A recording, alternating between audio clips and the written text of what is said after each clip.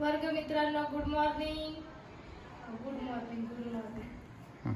चला मग कालचा होमवर्क केला का?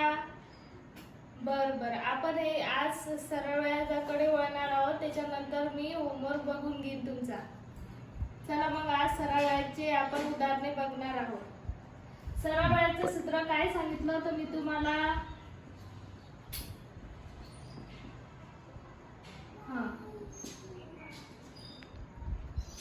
म द क भागीला 100.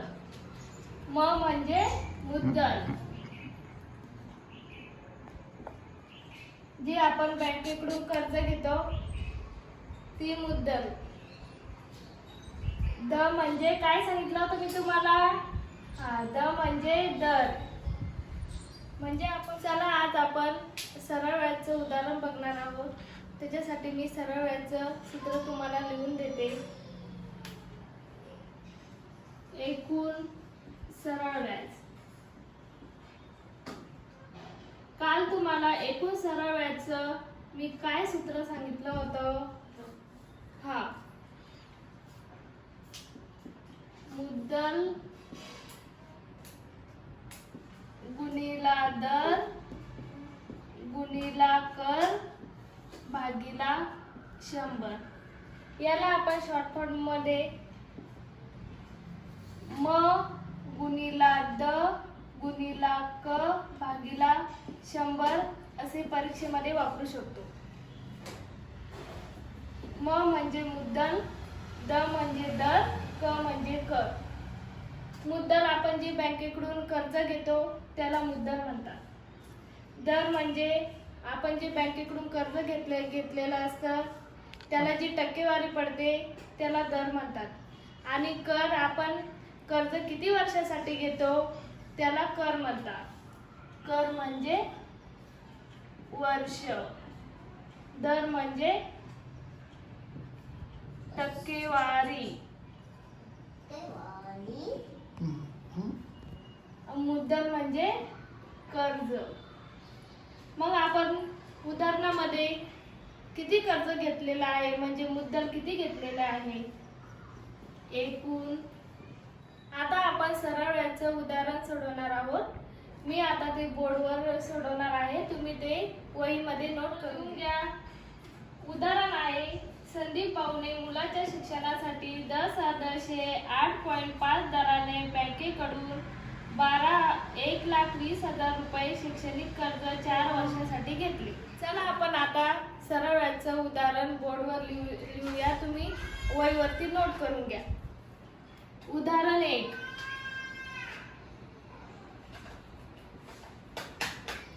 संदीप भाऊने मुलाच्या शिक्षणासाठी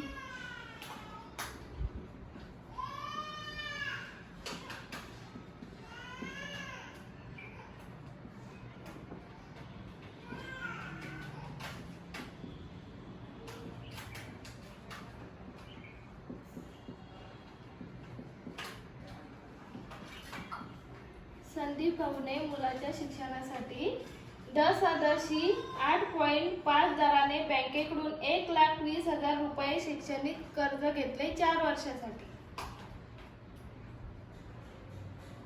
10,8.5 दराने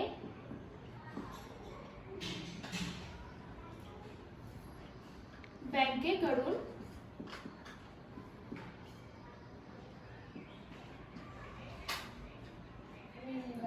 1,20,000 रुपये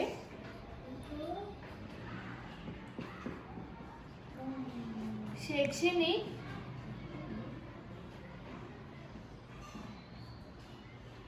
कर्ज 4 वर्षासाठी घेतले.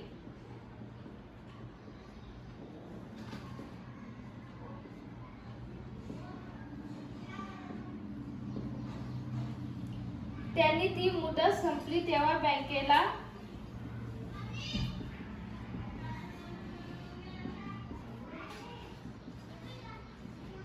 त्यांनी ती मुदत संपली तेव्हा बँकेला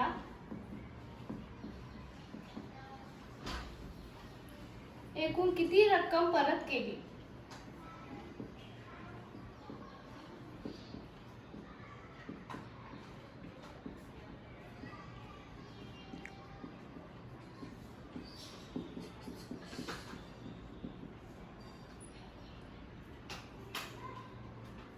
तर एकूण सरळ व्याजाचं सूत्र सांगा. सांगा एकूण सरळ व्याजाचं सूत्र. एकूण सरळ व्याज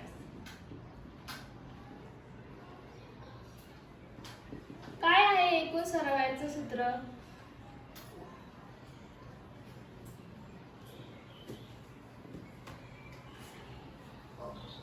काय आहे? एकूण सरळ व्याजाचं सूत्र आपण शिकलो ना काल.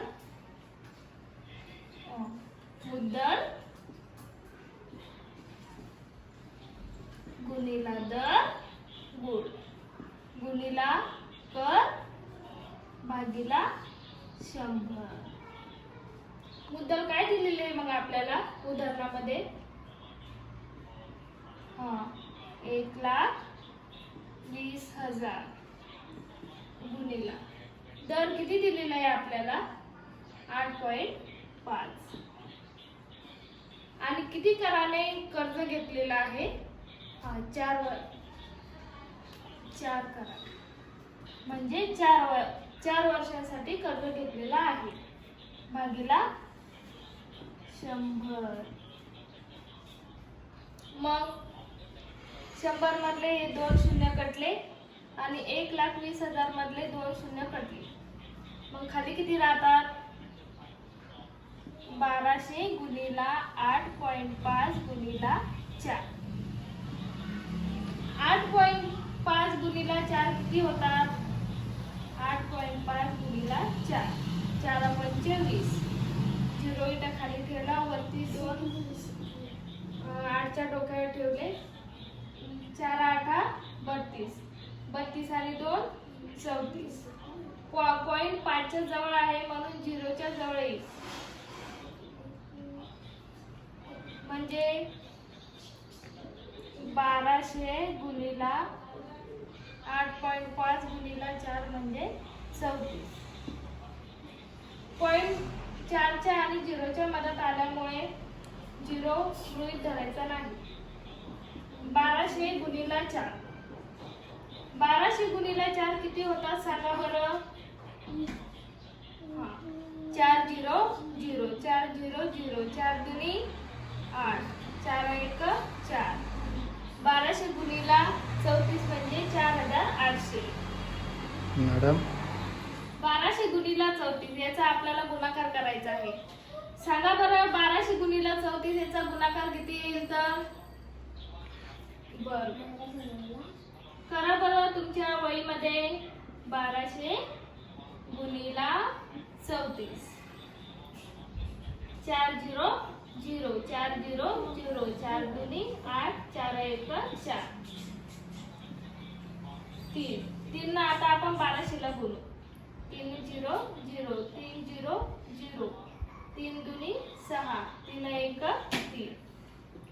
आता आपल्याला याची बेरीज करायची आहे. 0 0 प्लस 0 8 प्लस 0 8 6 प्लस 4 10. तर इथे 0 येईल आणि 1 3 जवळ हातचं जाईल. 3 आणि 1 4. मग आपलं उत्तर काय आलं? 40,800. मग संदीप भाऊने मुलाच्या शिक्षणासाठी जे कर्ज घेतलं होतं त्यांना एकूण 40,800 एकूण 40,800 ही रक्कम बँकेला परत करावी लागेल. ही रक्कम बँकेला परत करावी आहे. एकूण व्याज आलेला आहे 40,800 रुपये. म्हणजे संदीप भाऊने मुलाच्या शिक्षणासाठी जे कर्ज घेतलं होतं त्याची रक्कम 40,800 आलेली आहे. त्याला बँकेला 40,800 परत करावं लागतील. किती करावं लागतील? 40,800. हे आपण पहिलं उदाहरण बघितलेलं आहे. आता आपण दुसरं उदाहरण बघूया. दुसरं उदाहरण घेणार आहोत. इकडे लक्ष द्या. दुसरं उदाहरण आहे आपलं. रिहानने 1,500 रुपये शाळेतील संचिकेमध्ये दशादशी 9 दराने 2 वर्षांसाठी ठेवल्यास तिला एकूण किती रक्कम मिळेल? रिहानने 1,500 रुपये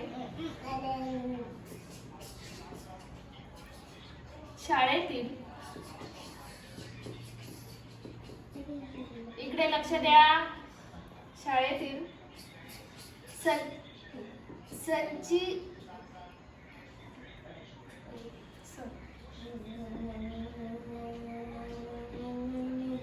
संचयकीमध्ये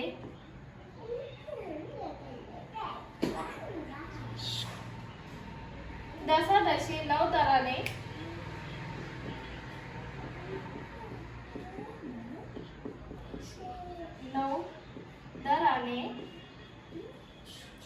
2 वर्षासाठी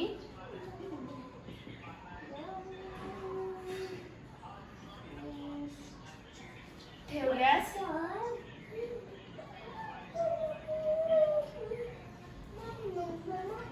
तिला एकूण किती रक्कम मिळेल?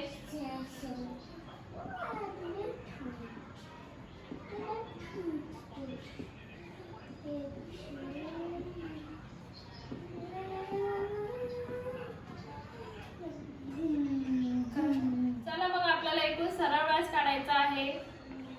एकूण सरळ व्याज. सरळ व्याजचं सूत्र काय आहे सांगा बरं. कोण सांगतं? गुड. काय आहे? मुदक मु गुणिला द गुणिला क भागिला 100. मग आपल्याला या उदाहरणामध्ये मुद्दल काय दिलेले आहे? मुद्दल दिलेले आहे 1,500 रुपये. दर किती दिलेले आहे? 9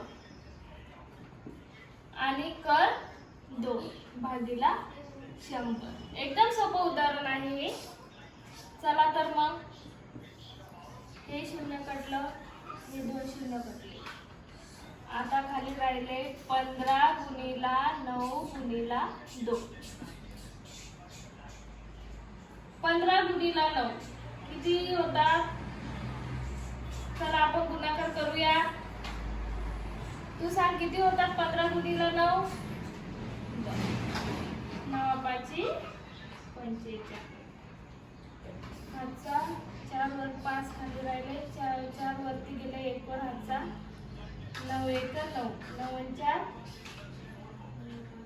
13. 135. 135 गुणिला 2 किती होतात? 135 गुणिला 2 5 10 1 3 6 7 1 270. म्हणजे रियान नाही शाळेच्या संचयकडून 1,500 रुपये घेतले होते 9 दराने 2 वर्षासाठी. तर त्यांना एकूण किती रक्कम? 270 रुपये रक्कम मिळाली पाहिजे. आता खाली लिहू आपण. रिहानला एकूण 270 रुपये रक्कम मिळाली पाहिजे. चला मग असंच पुढचं उदाहरणामध्ये जरा तुम्ही गोंधळू शकता, कारण तिसऱ्या उदाहरणामध्ये दशादशी अगोदर आलेला आहे आणि मुद्दल नंतर आलेला आहे. ते वाचून जरा विचारपूर्वक उदाहरण सोडवा. चला मग तिसरं उदाहरण आहे. उदाहरण तिसरं. जेठालाल यांनी बँकेकडून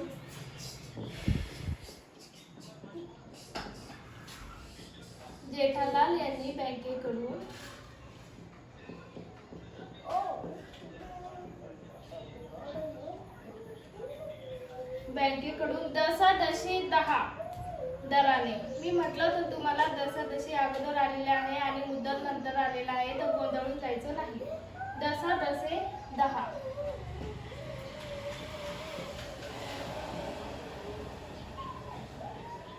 दशादशी 10 दराने 2,50,000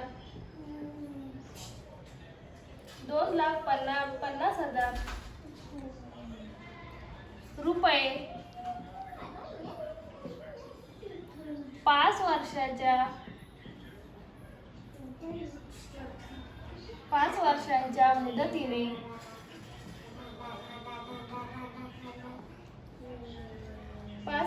मुदतीने गृह कर्ज घेतले.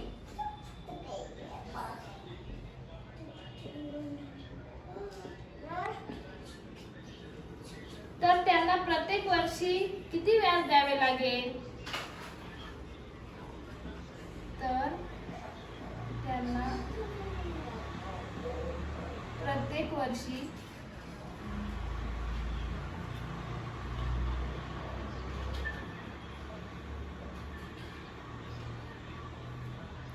किती व्याज द्यावे लागेल?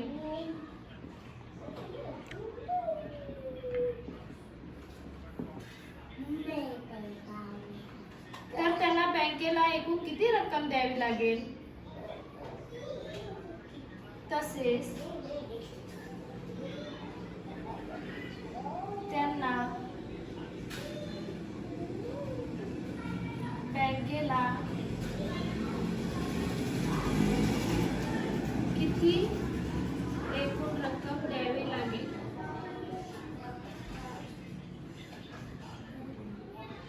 तर विद्यार्थी मित्रांनो, सोडा बरं हे उदाहरण.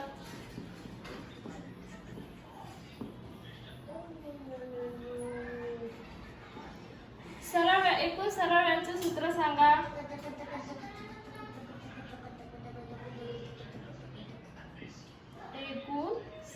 एकूण सरळ व्याजाचं सूत्र कोण सांगतं? सांगा बरं. ओके, काय आहे? मु गुणिला द गुणिला क भागिला 100. मग आपल्याला या उदाहरणामध्ये मुद्दल काय दिलेला आहे? 2,50,000 दिलेला आहे. मुद्दल आहे आपली 2,50,000 गुणिला दर किती दिलेला आहे बघू आपल्याला उदाहरणामध्ये. कोण सांगते? 10 गुड. कर किती दिलेला आहे? किती वर्षांसाठी त्यांनी कर्ज घेतलेला आहे? 5 वर्षांसाठी. तर वर्ष म्हणजे कर. किती कर लागेल? किती कर आहे मग?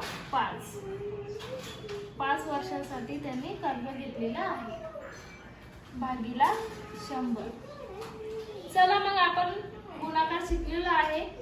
करा बरं मग गुणाकार. 100चे 2 झिरो कटले. 2,50,000चे 2 झिरो कटले. 2 कटले 2 कटले. मग राहिले आपले 2,500 गुणिला 10 गुणिला 5. कोण करते बरं गुणाकार? 2,500 गुणिला 10 गुणिला 5. अतिशय सोपा. तर आता आपण गुणाकारच्या पद्धतीवर आलेलो आहे. तर आता 2500 गुणिला 10 गुणिला 5. तर अगोदर लहान संख्यांचा गुणाकार करून घ्यायचा. लहान संख्या काय आहे? 10 गुणिला 5. 10 गुणिला 5. पारतावे पाडे तर येत असतील ना? 5 10 50.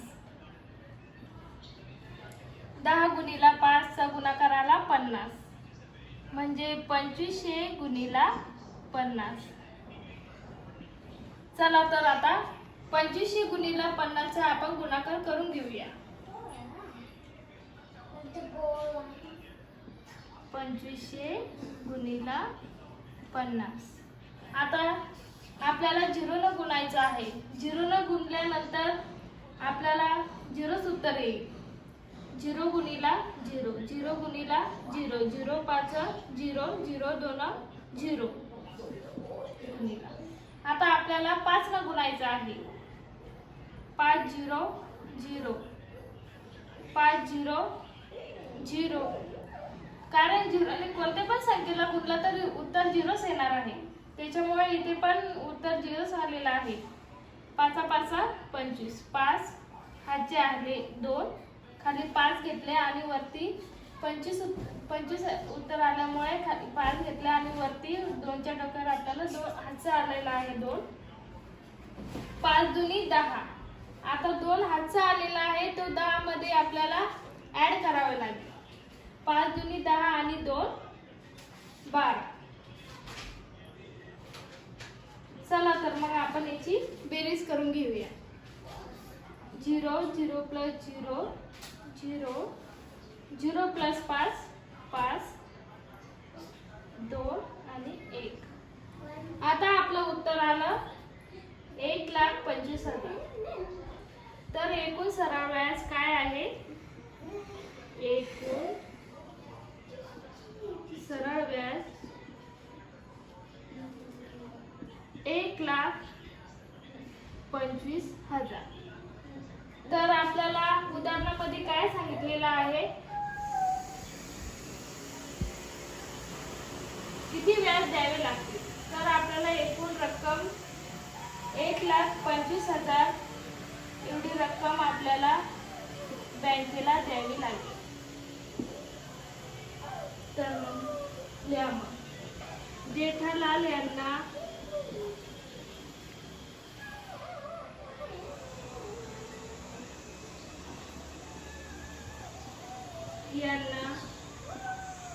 बँकेला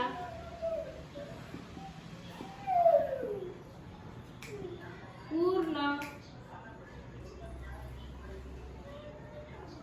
लक्ष द्या इकडे, 1,25,000 रुपये रक्कम द्यावी लागेल. कळलं का उदाहरण? कोणाला काही अडचण? तर अशा प्रकारे आपण 3 उदाहरणे सरळायचे बघितलेले आहे. तुम्हाला जर अजून काही उदाहरणं शिकायची असेल तर आपण 4थं उदाहरण घेऊया. रामभाऊने मुलाच्या शिक्षणासाठी जसजशी 5 दराने बँकेकडून 20,000 रुपये रक्कम घेतली होती. किती वर्षासाठी? 5 वर्षासाठी घेतली होती. मग शैक्षणिक कर्ज घेतली होती. शैक्षणिक कर्ज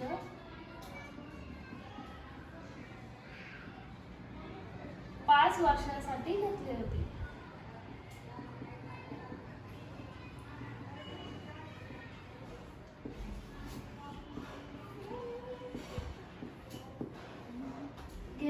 तर त्यांची मुदत संपली तेव्हा बँकेला एकूण किती रक्कम परत करेल ते आपल्याला काढायचं आहे. आपल्याला एकूण रक्कम काढायची आहे. त्यांनी ती मुदत संपली तेव्हा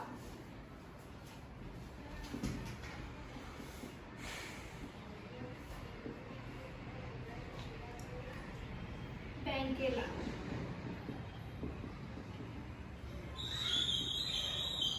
एकूण किती रक्कम परत करायची आहे?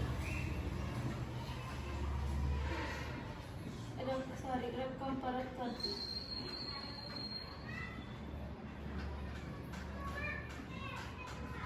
तर आता आपल्याला सरळ व्याजाचं सूत्र लिहायचं आहे.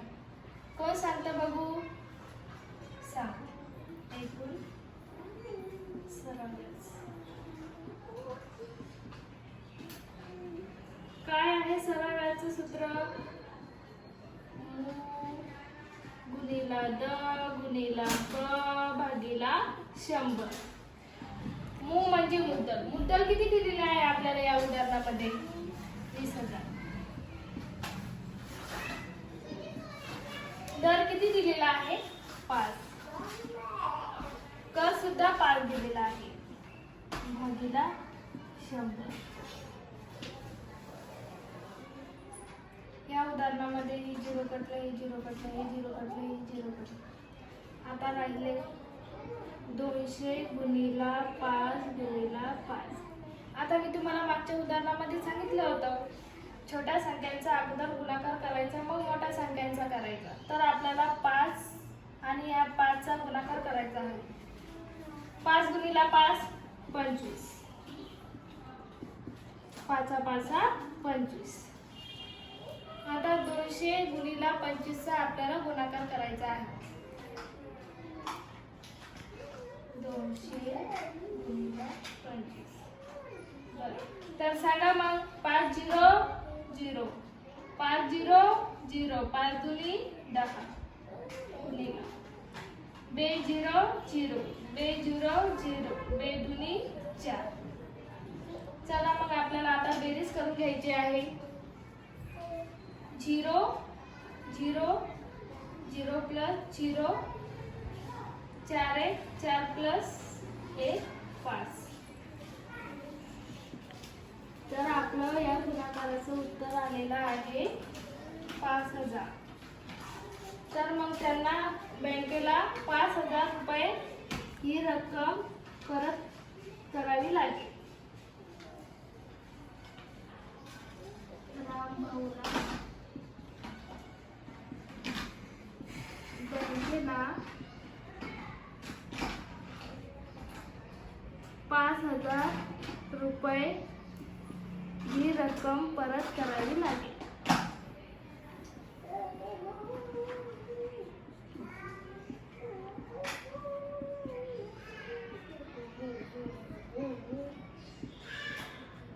कळालं का उदाहरण? हो का? आता आपण आज भरपूर उदाहरण घेतले. आता मी तुम्हाला होमवर्क साठी 3 उदाहरणं देते. चला तर मग सर्वांची उदाहरणं लिहून झाले का? राहिलंय का? बरं मी रिपीट करते मग तुम्ही परत लिहून घ्या. पहिलं उदाहरण 1700 रुपयांचे दशादशी काही दराने 2 वर्षांचे व्याज 340 रुपये होते. तर व्याजाचा दर शेकडा किती असेल? दुसरं उदाहरण 3000 रुपयांचे विशिष्ट दरांचे विशिष्ट वर्षांचे व्याज 600 रुपये येते. विशिष्ट वर्षांचे व्याज 600 रुपये येते. तर 1500 रुपयांचे तितक्याच दराचे तितक्याच वर्षांचे व्याज किती रुपये येईल? आता तिसरं उदाहरण जावेदने 12,000 रुपये दशादशी जावेदने 12,000 रुपये दशादशी 9 दराने काही वर्षांसाठी बँकेत ठेवले. तो दरवर्षी व्याजाची रक्कम काढून घेईल. तो दरवर्षी व्याजाची रक्कम काढून घेईल. किती वर्षात त्याला व्याजासह एकूण 17,400 रुपये मिळतील? किती वर्षात त्यांना व्याजासह एकूण 17,400 रुपये मिळतील? तर हे 3 उदाहरणे तुम्ही होमवर्क साठी लिहून घ्या आणि होमवर्क करून या. उद्या येताना उद्याच्या पिरियडला आपण मुद्दल कसे काढतात, कर कसे काढतात, मुद्दल कसे काढतात हे उदाहरणे शिकू. ओके.